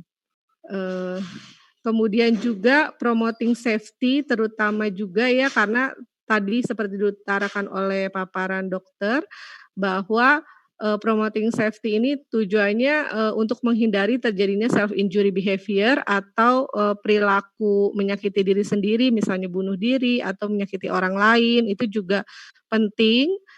Kemudian juga hanya keluarga juga yang bisa membantu, peran keluarga sangat besar untuk membantu, kepada treatment yang hubungannya dengan, dokter atau psikiater atau psikolog gitu. Karena biasanya, akan berbeda antara, pasien yang hidup dengan keluarga dibanding dengan pasien yang hidup di, misalnya panti sosial atau di tempat rehab itu biasanya mereka lebih kecenderungan untuk, bisa cepat sembuh mungkin ya, artinya itu lebih, tinggi dibanding mungkin yang tidak bersama keluarga gitu. Jadi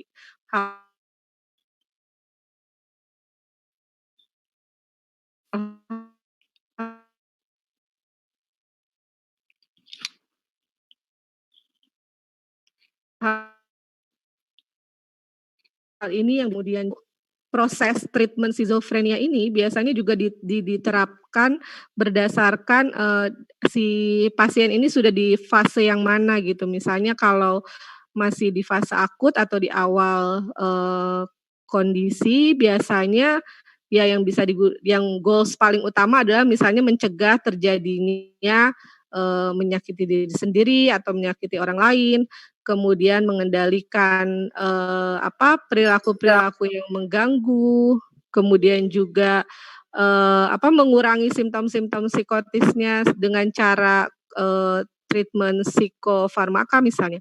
Kemudian juga,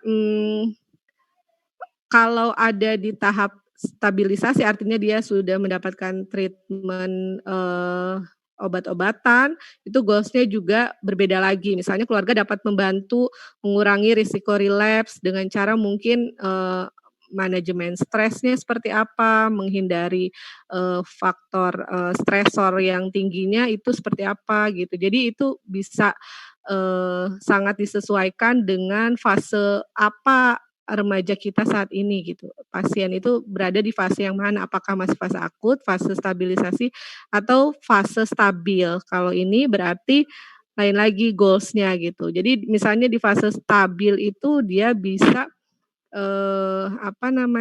lebih mengelola atau meningkatkan fungsi-fungsi ADL-nya dia dan fungsi kualitas hidupnya dia. Misalnya bisa dengan, proses, belajarnya atau proses, pekerjaannya gitu, atau relasi dia dengan, lawan jenis gitu ya. Jadi ini sangat bergantung dukungan keluarga atau apa yang bisa dibantu oleh orang tua ini sangat bergantung pada fase-fase ini.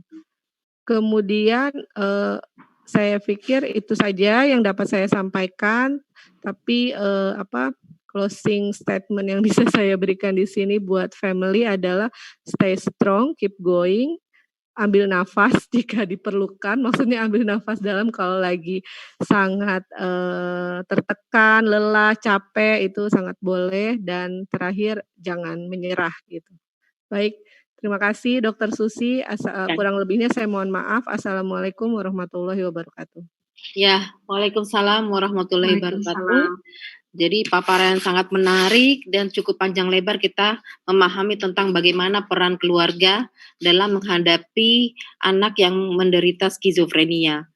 Nah, dari Ibu Rena sendiri membicarakan antara lain tentang bagaimana peran psikofarmaka juga penting dalam skizofrenia, psikoterapi dan family support yang dibahas secara lugas, secara jelas ya tentang bagaimana peran dari family support.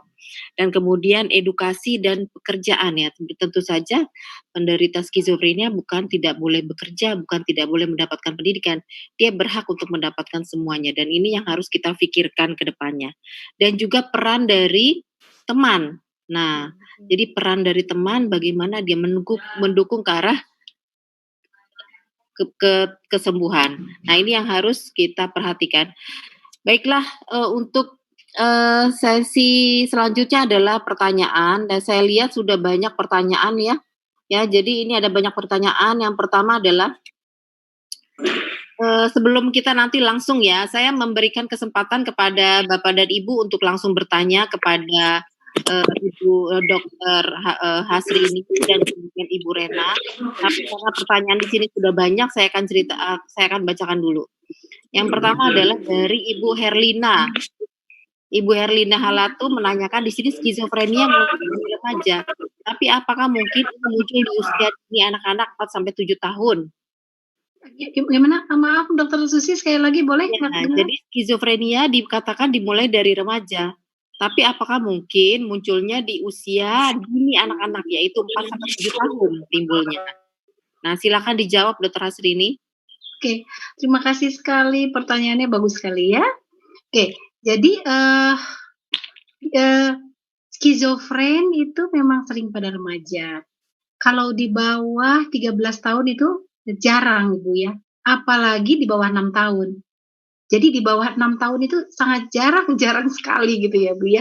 Karena memang anak ini memang pikirannya memang belum mature gitu ya Bu ya. Nanti jadi baru terlihatnya usia 13 tahun gitu. Jadi memang jarang sekali. Dan biasanya gejalanya bukan seperti gejala positif atau seperti itu, tapi biasanya lebih kepada takut yang berlebih gitu loh Bu ya, yang kita tidak bisa jelaskan, nggak mau sekolah sama sekali gitu. Jadi sesuatu ketakutan yang kita pikir, kenapa ya? Padahal alasannya nggak ada apa-apa, orang tuanya nggak ada apa-apa, dia takut aja gitu, takut berlebihan gitu ya.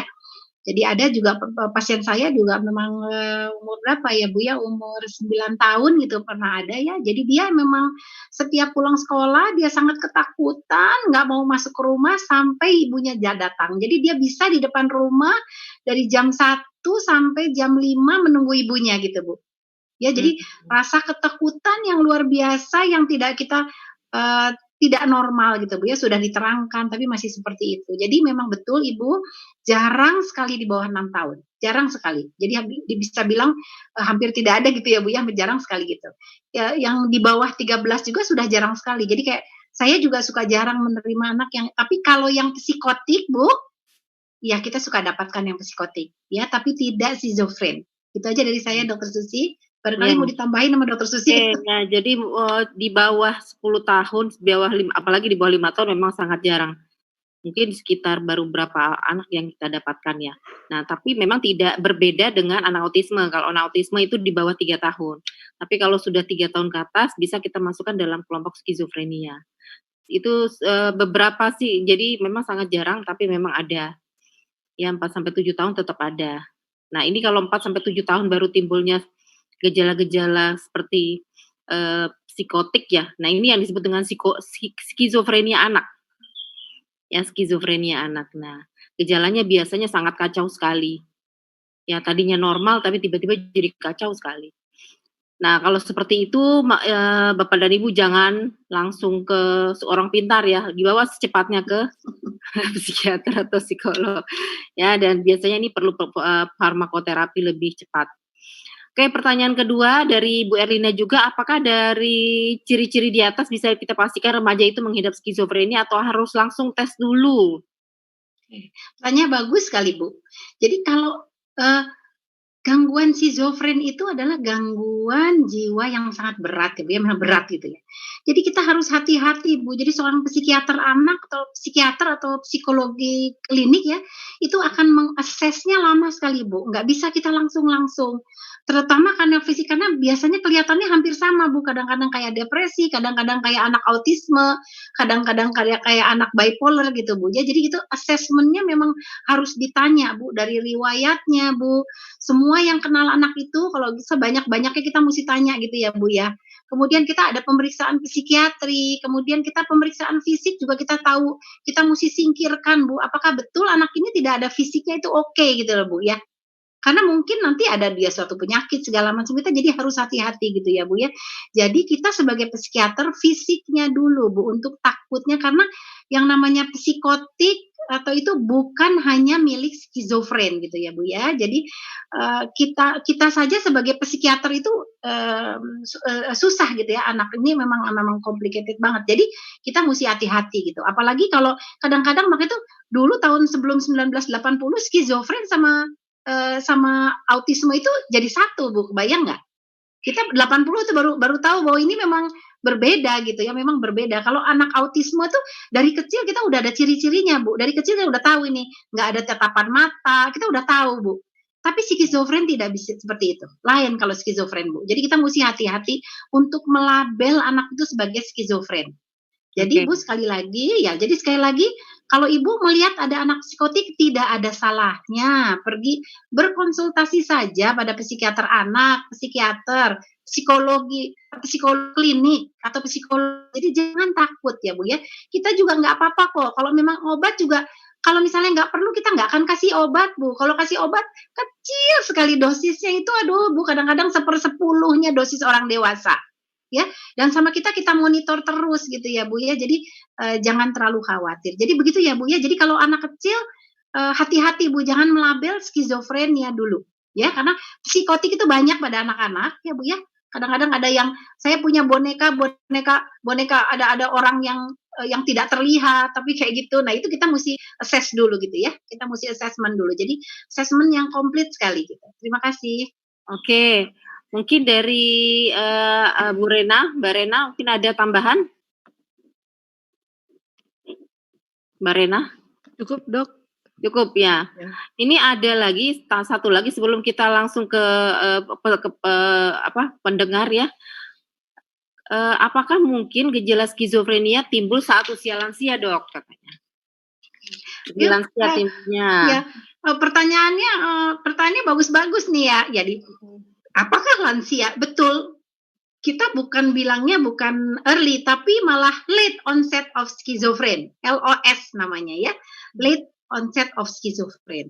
Tapi itu pun sama, karena pada orang-orang lansia ada gejala-gejala psikotik juga yang persis kayak schizofrenia, tapi itu bukan bagian dari schizofrenia, adalah bagian dari gangguan mental organik yang kita bilang gangguan mentalnya itu disebabkan karena memang demensianya. Kita bilangnya BPSD ya. Dok, kepanjangan apa? Psychological Syndrome of Dementia. Jadi memang demensia itu ada gejala-gejala psikologisnya juga. Halusinasi, Bu. Jadi orang tua kemarin saya baru dikonsulkan sama tetangga saya. Karena ini udah nenek-nenek masih cemburu sama suaminya, minta cerai pada umurnya sudah 78 tahun. Di mana dulu suaminya ini pernah tidak jujur sama dia. Sama dia disimpan aja ya, baru sekarang dia bisa marah gitu karena udah tidak ada pagar-pagarnya lagi. Seperti gitu ya. Dia merasa curiga, nanti kalau ada pembantu curiga sama suaminya gitu ya.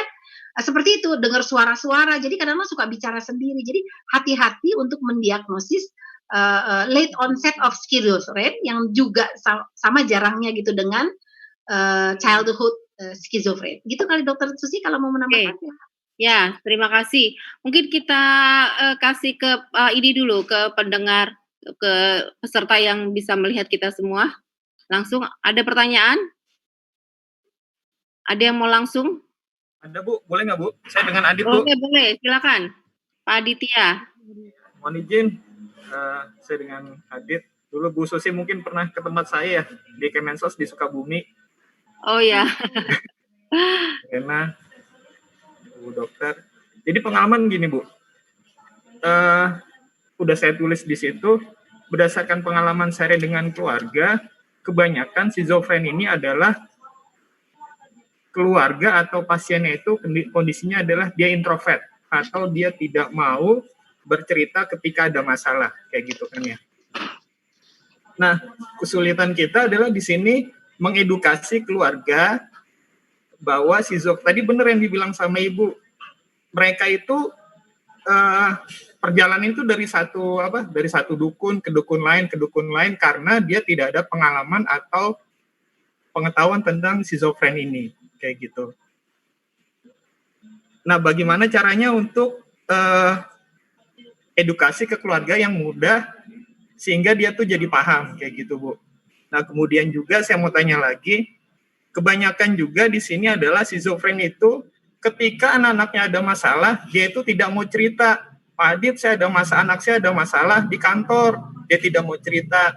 Kemudian dia lagi pacaran, kemudian diputusin, dia tidak mau cerita. Jadi kebanyakan itu adalah kondisi keluarganya atau kondisi pasiennya ketika ada masalah itu dia tidak mau bercerita. Mungkin itu aja Bu dari saya Bu, terima kasih. Ya, mungkin ini lebih cocok dijawab sama Bu Rena dulu ya. Bagaimana peran keluarga ya? Iya baik. Pak Adit, Mas Adit ini kebetulan ini ya bertugas di panti rehab sosial di Sukabumi, rehab sosial skizofrenia atau psikotik ya, Mas Adit. Dan beliau alumni Fakultas Psikologi UIN Jakarta juga, Dokter Susi. Oh. Iya, jadi beliau bertugas di sana. Terima kasih pertanyaannya, Mas Adit.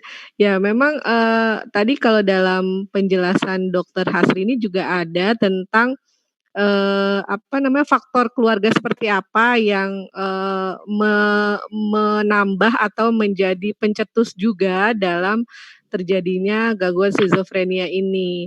Dan juga kalau berdasarkan personalnya si pasien ini sendiri yang memang dia adalah pendiam atau apa, memang kebanyakan seperti itu, introvert ya, kecenderungannya adalah personality-nya itu introvert. Jadi segala sesuatu itu dipikirkan sendiri, tidak ada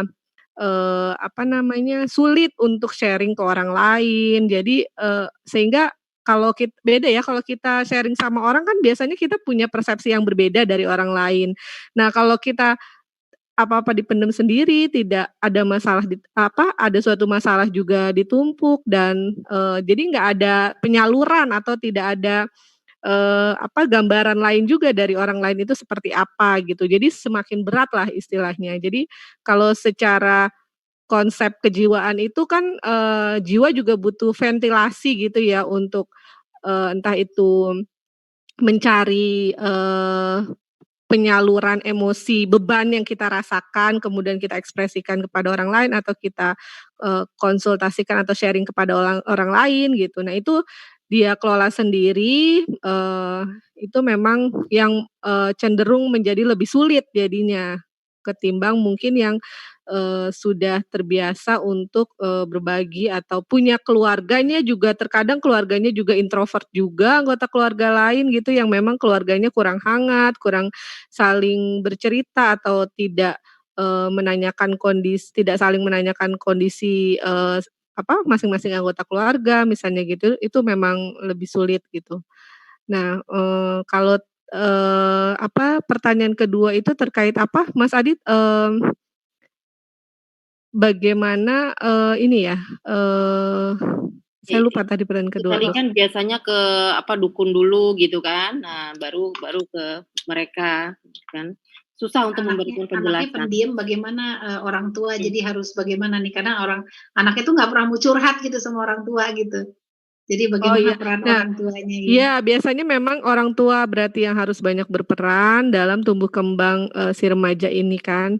Karena kalau misalnya kita mengharapkan dari satu pihak, dari anak tentu juga sulit gitu. Jadi memang orang tua itu biasanya, harus pandai mengidentifikasi atau membedakan kapan anak saya ini ada perbedaan dari perilaku yang biasanya dengan perilaku yang perilaku yang berbeda ini memang harus menjadi semacam alarm ya. Jadi kalau orang tua yang bonding-nya bagus sama anak biasanya dia akan lebih mudah mengidentifikasi ada perubahan, perilaku tertentu atau emosi tertentu atau pemikiran tertentu dari anaknya itu sangat bisa untuk diidentifikasi gitu. Jadi memang, kelekatan anak dengan orang tua itu penting, terus juga, itu sangat bisa bermanfaat untuk mengidentifikasi berbagai macam hal, termasuk mengidentifikasi lebih dini terkait gangguan-gangguan pada anaknya. Jadi misalnya kalau contoh pada autisme tadi dokter, Hasrini mengutarakan anak autis dari kecil juga bisa kelihatan ya, tapi kenyataannya pada orang tua yang tidak aware dengan kondisi anaknya itu dia nggak tahu kalau anaknya itu ternyata autis. Karena misalnya malah ada orang tua yang merasa bangga bahwa, "Ini anak saya nggak suka nangis nih waktu bayi, beda sama kakaknya karena, kakaknya tuh kan sering banget nangis, kalau ini kok jarang nangis, terus juga dia kayak jarang mau ngelihat ke saya." Nah, itu tidak aware gitu kan berarti kan. Nah, disangkanya itu adalah sebuah hal yang menyenangkan, tapi ternyata anaknya autis gitu, tapi dia, tidak bisa mendeteksinya sejak dini gitu. Jadi, memang peran orang tua juga, harus teredukasi dengan baik juga supaya bisa, membedakan kapan bisa tahu terus tumbuh kembang yang normal, yang sesuai itu seperti apa. Mungkin Nah, Dokter Hasrini ada? ya. Ada masukan Dokter Hasrini, ada tambahan? Adit, pertanyaannya Pak Adit bagus sekali ya. Satu tentang edukasinya, bagaimana kita mengedukasi, adalah dua lagi bagaimana masalahnya kita sebagai orang tua. Kalau saya bisa menyimpulkan kedua-duanya bahwa kita ini gangguan jiwa ini masih stigma. Di masyarakat masih stigma. Misalnya kalau ada seorang ibu ngelihat kaki anaknya kirim makanan agak berbeda sedikit, udah langsung datang ke dokter. Ya. Tapi kalau misalnya udah psikotik, misalnya gitu, barangkali nggak apa-apa ya, barangkali nggak apa-apa ya. Karena dalam hatinya dia memang orang tua itu susah gitu. Kalau ini gangguan jiwa itu sangat berat untuk dia menerimanya. Harus betul Ibu Lena menghadapi 5-6 grieving-nya itu yang tadi ya. Jadi stigma ini kita sebagai psikiater, apalagi psikiater anak yang hanya 60-an barangkali seluruh Indonesia, untuk seluruh Republik ini banyak banget gitu. Jadi kita sering dari Depkes itu kita dipanggil untuk memberikan informasi. Jadi kalau menurut saya garda depannya itu bisa orang tua ya, yang tadi Bu Lena bilang harus seperti apa, bonding memang penting. Yang kedua adalah guru. Jadi guru lewat UKS itu sangat penting, melihat anak segala macam ada apa tuh guru tuh penting. Maka itu saya senang sekali misalnya kalau diundang untuk memberikan suatu penerangan atau memberikan sharing kepada guru-guru, saya selalu datang gitu ya, karena saya tidak bisa melakukannya dengan dua tangan saya gitu. Ya, jadi kalau ini edukasi, kita menghilangkan stigma, terus orang tua sebetulnya udah punya insting ya di dalam hati, ini kok anak saya aneh ya. Tapi itu tidak diteruskan gitu loh. Dia tidak mau pergi. Maka itu saya lebih senang praktek bersama psikolog dua-duanya, karena orang tuh datangnya lebih senang ke psikolog. Karena disangka tidak gila. Kalau ke kita oh kayak orang gila gitu ya. Tapi saya senang berdua dengan psikolog, karena kalau misalnya pasiennya sudah agak sembuh, nanti kita berdua sama psikolog berdampingan. Itu yang paling baik sebetulnya ya. Jadi kalau menurut saya ini soal stigma Pak Adit. Jadi kita semua psikiater seluruh Indonesia sedang fight untuk stigma ini ya. Mudah-mudahan kita sebagai psikiater berhasil seperti Dr. Objin. Kebidanan kan dulu ada apa itu namanya dukun beranak. Sekarang bisa transfer ke bidan ya. Nah, kita psikiater, perawat yang namanya perawat jiwa juga masih sedikit gitu. Jadi kita masih sama-sama berjuang gitu ya. Mudah-mudahan dokter-dokter masih banyak yang mau jadi psikiater gitu ya. Jadi psikolog klinik gitu ya Dokter Susi, supaya kita bisa berjuang gitu ya. Jadi kita sedang berjuang ini ya. Teman-teman bisa bayangin psikiater anak hanya 60 coba. Bagaimana caranya ya? Karena memang pengorbanan banget gitu ya ngambil psikiater anak ya Dokter Susi. Jauh ya, edukasinya bisa jauh ya dengan ada virtual gini. Nah, nanti kalau pakai virtual gini, kalau guru-guru mau, barangkali kita edukasi gitu Pak Adit, barangkali kita nanti dari psikiater anak ini ada grupnya, nanti barangkali kita bisa bantu Pak Adit untuk mengedukasi gitu ya. Kalau bonding saya setuju sama Bu Rena. Oke. Siap, Dok. Terima kasih banyak. Ya, sama-sama Pak Adit. Ya, nanti kalau kita diundang ya. Siap. Bu Susi makasih ya. Iya, siap. Bu Rena makasih banyak. Ya, sama-sama. Oke, berikutnya ada pertanyaan, saya bacakan dulu. Ada case seorang remaja 13 tahun dengan diagnosis dari psikiater, observasi psikotik akut, dan akhirnya minum obat dari psikiater. Setelah 5 bulan berjalan, remaja tersebut terlihat jauh membaik. Bolehkah remaja tersebut berhenti minum obat? Belum ada anjuran dari dokter untuk berhenti minum obat. Nah, apa risiko di kemudian hari jika remaja tersebut berhenti minum obat sebelum dianjurkan berhenti minum obat? Jadi dia ibaratnya baru terapi 5 bulan dia sudah berhenti obat. Nah, gimana tuh, boleh nggak? Mungkin siapa dulu ini ya. Oke, ini ibu-ibu dan bapak-bapak, kembali lagi yang namanya psikotik itu bukan milik skizofren. Bisa dimiliki oleh yang karena medik. Jadi kita sebagai psikiater harus menyingkirkan dulu apakah psikotiknya gangguan-gangguan itu disebabkan karena medik, karena cuma sebentar. Kalau itu sih barangkali diobatin cuma seminggu juga udah bisa sembuh, atau 2 minggu juga nggak jadi masalah. Tapi kalau ini psikotiknya karena gangguan jiwa, nah biasanya minimal itu sekitar 1 tahun gitu ya obatnya, dengan sedikit-sedikit penurunan dosisnya. Kalau misalnya dokternya yang menyatakan bahwa memang betul dia memang sudah berhenti, saya yakin pasti psikiater itu ada alasannya. Ya. Tapi sebetulnya secara jurnal kita banyak tuh ya pasien-pasien dijejerin tuh 3 bulan diobatin, 6 bulan diobatin, 1 tahun diobatin, 2 tahun diobatin. Ternyata yang bagus itu minimal 1 tahun pengobatan. Sama dengan gejala kejang itu kan 2 tahun setelah bebas obat, setelah bebas kejang baru berhenti. Ya, jadi sama itu gangguannya kan otak juga. Jadi kalau saya bilang kalau memang 5 bulan mungkin dia adalah yang psikotik yang bukan karena gangguan jiwa yang berat gitu ya Bu ya.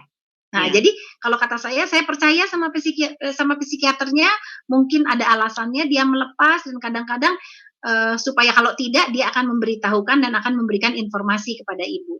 Jadi seperti itu kayaknya jawaban dari saya. Barangkali Dr. Susi mau ditambahin? Ya, ini ada pertanyaan, jadi saya lengkap aja karena pertanyaannya banyak banget ini. Jadi yang ini ada pertanyaan, Dok, bagaimana dengan anak indigo? Apakah kita perlu waspada bahwa anak ini sepertinya bisa menjadi skizofrenia ke depannya? Nah, ini menarik juga pertanyaannya. Ya. Sama Bu Rena dulu ya. Ya, Bu Rena juga nih. Tentang indigo ini. Baik.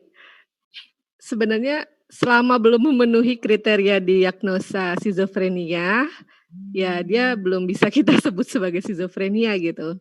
Jadi sekian ya, jadi kalau indigo mungkin dia, karena kan kita tidak bisa menafikan juga bahwa ada kemampuan extrasensory perception. Jadi ada ESP namanya extrasensory perception, di mana memang ada individu-individu yang diberkahi dengan kemampuan dia punya indera di luar indera manusia biasa gitu.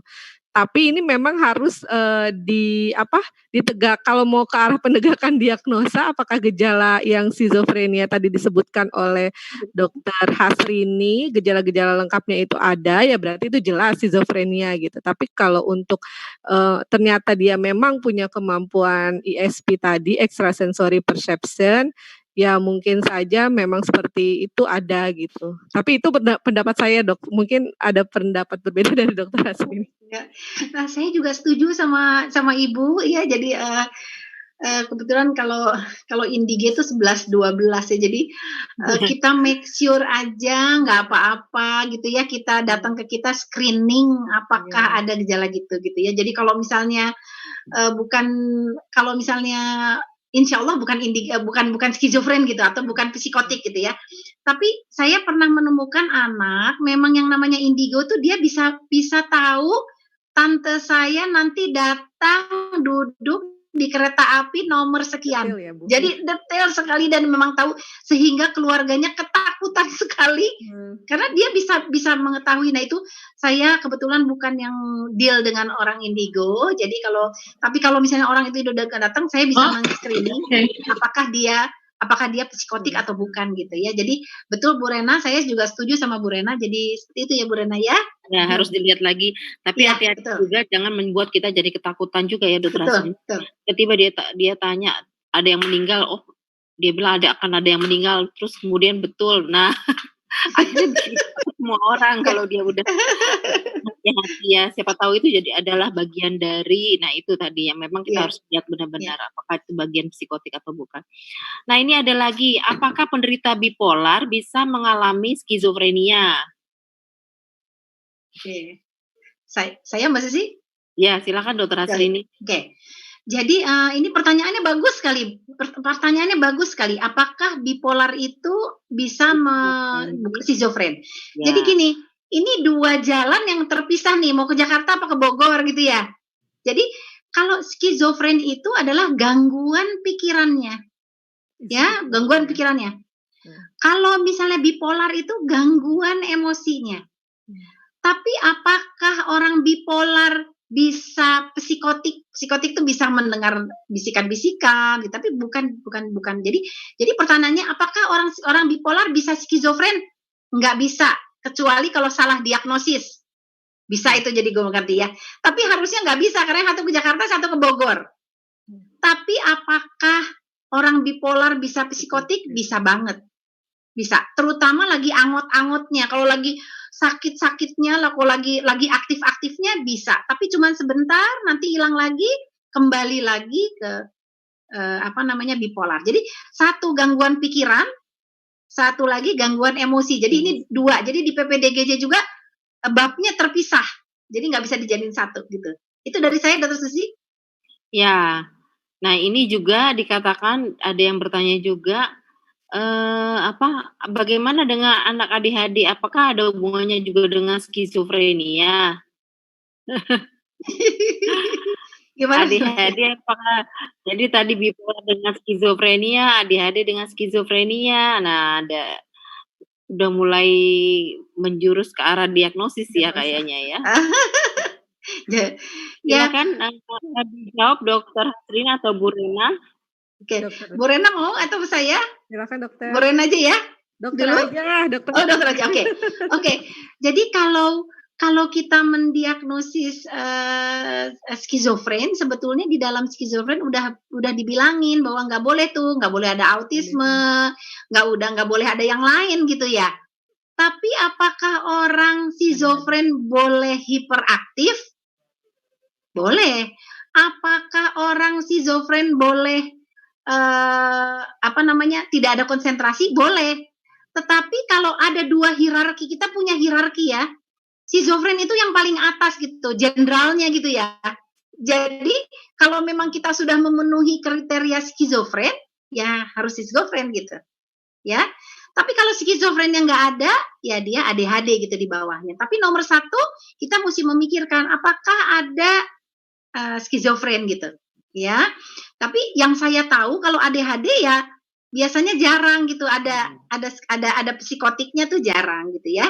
Jadi kalau ADHD itu memang gangguan neurodevelopmental yang F-nya tuh F90 ke sebelah sana gitu. Kalau skizofren tuh F-nya F20 jauh banget gitu ya. Jadi kita ada buku. Jadi buku masaknya ini ada yang mau makan sayur-sayuran, apa buah-buahan gitu berbeda gitu ya. Jadi seperti kalau menurut saya seperti itu. Jadi kalau udah skizofren nggak bisa ADHD gitu. Terima kasih. Dokter maaf, kalau anak Nah, ADHD ini mungkin untuk Bu yang Rena tidak, ya. Bila dalam keluarga sudah ada yang halo, ya, silakan. ini dok, kalau misalnya Silakan Bu Rena. anak silakan. ADHD yang tidak ditreatment dengan baik, apakah suatu saat nanti dia bisa menderita skizofren? Ya, ke Dokter Harsrini, bisa nggak kira-kira anak ADHD menjadi skizofren? Rentangnya panjang ya sebenarnya, F2 sampai F90. Jadi itu satu disease entity sendiri gitu. ADHD menjadi ke skizofren itu suatu yang jauh gitu. Tapi mungkin kalau komorbid, jadi bersamaan nanti ketika ada masalah dalam psikososial itu mungkin bisa. Gitu kan Dokter Hasrini? Dokter Hasrini kayaknya lagi kamar mandi ya. Ini mungkin gitu ya Bu Rena. Ini ada pertanyaan nih, cocoknya untuk Bu Rena nih. Bila dalam keluarga sudah ada yang menderita skizofrenia, bagaimana kami melakukan screening pribadi untuk melihat ada atau tidaknya kecenderungan gangguan tersebut? Oke, kalau dalam anggota keluarga atau kami biasanya identifikasi lewat pohon keluarga ya, jangankan keluarga inti misalnya, tapi keluarga yang agak jauh pun seandainya teridentifikasi, yang bisa dilakukan sebenarnya adalah tindakan pencegahan atau awareness sebelum screening ya, jadi pencegahan bahwa ini sudah ada di anggota keluarga. Karena secara genetik itu menjadi rentan, maka memang biasanya idealnya adalah mengajarkan stress management yang baik pada anak, mempererat bonding dengan anak, misalnya gitu. Kalau ternyata di anggota keluarganya sudah ada teridentifikasi dari pohon keluarga ada yang menderita skizofrenia. Halo? Kemudian screeningnya adalah ya apabila ternyata dalam perkembangannya, jadi cara men-screening kalau kita mau menambah ilmu ya kita harus bisa membedakan mana perkembangan yang normal, mana yang perkembangan yang di luar perkembangan normal gitu atau perkembangan yang tidak normal. Jadi pertama kita harus membekali diri terlebih dahulu, mengedukasi diri tentang tahapan perkembangan yang normal itu seperti apa gitu. Jadi misalnya kalau pada remaja itu biasanya mengalami apa, tapi ternyata kok dia mengalami hal yang berbeda yang tidak ada di kategori perkembangan normal. Nah itu bisa sebagai alarm awal gitu bahwa ini terjadi penyimpangan atau perbedaan perkembangan gitu. Kira-kira seperti itu. Ya.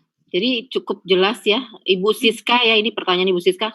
Kemudian pertanyaan berikutnya, tadi disebutkan bahwa family support sangat penting jika kita sebagai orang tua atau kakak dari anak dengan diagnosis skizofrenia. Sedangkan salah satu gejalanya adalah halusinasi auditorik. Nah, bagaimana kita bisa memberitahu anak tersebut untuk membedakan antara suara nyata dengan halusinasi auditorik. Nah, jadi ini bedakan mungkin sekarang gini, untuk diberikan awareness, ini suara nyata, ini suara halusinasi gitu. Dan bagaimana peran dari kita memberitahu nih. Iya, biasanya sih yang dimaksud halusinasi kan berarti sebenarnya secara realnya tidak ada ya gangguan persepsi berarti ya halusinasi Ya. itu. Jadi kalau realnya itu tidak ada, misalnya halusinasi suara kan berarti dia mendengarkan suara yang misalnya kita aja anggota keluarganya tidak mendengar suara yang dia dengar. Nah, itu kan berarti secara faktanya tidak ada gitu. Nah, itu jelas berarti halusinasi. Artinya harus dikonfirm dengan beberapa orang yang ada di sekitar mungkin ya. Misalnya orang tuanya, ayahnya mendengar apa enggak, ibunya mendengar atau tidak gitu. Jadi kalau memang dia mendengarnya sendiri ya bisa jadi itu halusinasi. Sementara yang lain tidak mendengar atau mungkin dia melihat sendiri yang lain tidak lihat gitu. Jadi harus dikonfrontasi dengan fakta aja, fakta orang-orang yang ada di sekitar. Ya, jadi dan setiap anak itu ya, jadi setiap orang juga berbeda kesadaran dirinya atau awareness ya. Ada yang dikasih tahu, oh iya ya, kok saya dengar sendiri ya gitu. Oh ini kayaknya saya ada sesuatu yang salah.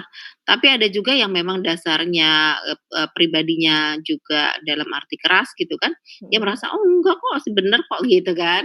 Nah, Berarti sekarang belum bagaimana menerima. nih intinya untuk memberikan edukasi terutama pada orang yang memang pada anak yang memang keras intinya adalah yang biasanya tidak mau tuh dinasihati. Nah, itu kan. Jadi dipaparkan, jadi jawaban dari Bu Rena adalah dipaparkan pada kenyataan, ya kan? Kenyataan, iya, challenge realita gitu. Ya, oke. Nah, pertanyaan berikutnya adalah saya jadi pembimbing psikologis bagi penerima manfaat penyandang disabilitas mental. Berdasarkan sharing dengan keluarga dengan PDM, mengapa banyak PDM Tadi udah ini Adit Mbak, ini Adit Bu Dokter. Yang tadi ya?